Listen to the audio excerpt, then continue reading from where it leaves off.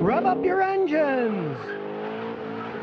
Today I'm going to show you how to fix a door that opens from the outside, but alas, it doesn't open from the inside.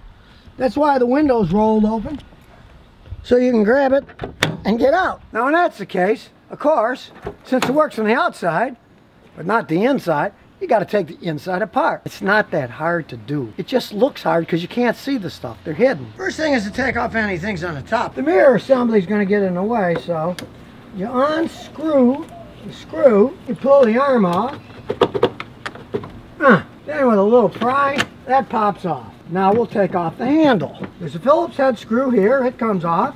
And then comes the hard part. This is a hand crank and there's a little clip inside here. You have to get an ice pick like this and snap it off. You often have to do a lot of fiddling before you get it out. It's kind of a pain in the butt.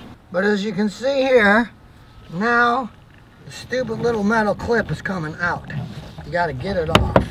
And there's the stupid thing. Then the handle comes right off. And here's how it works. Little clip here.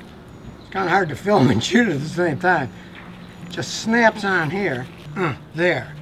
Then when you push the handle on, these little clips lock it in place. Now here, there's screws hiding inside here, so you gotta pop those out with a flat screwdriver. There's one, there's the other one. And that one flew in the bushes, I had to go find it. Then there's a Phillips head screw inside here, then you take it out. And do the same thing on the other side. Then you pry the edge. I got a special tool for that. You can use a screwdriver, but this is flatter and wider, it won't break anything. Off it goes.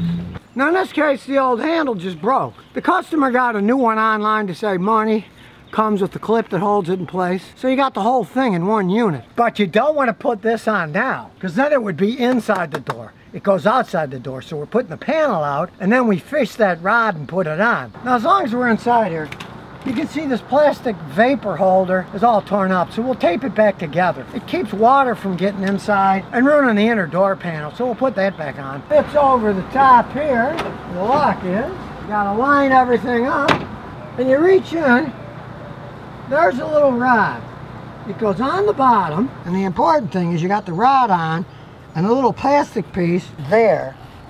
It snaps backwards and holds onto the rod. You have to have that little bottom part snapped in or it'll fall off. Then this just goes back into place, slides in, there.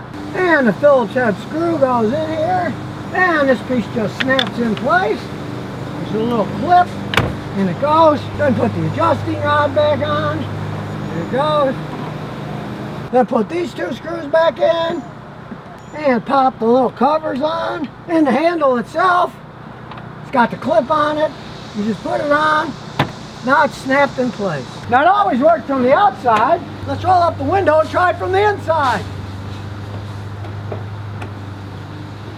Success. So the next time you can't get out of your car, now you know how to fix it yourself and save money.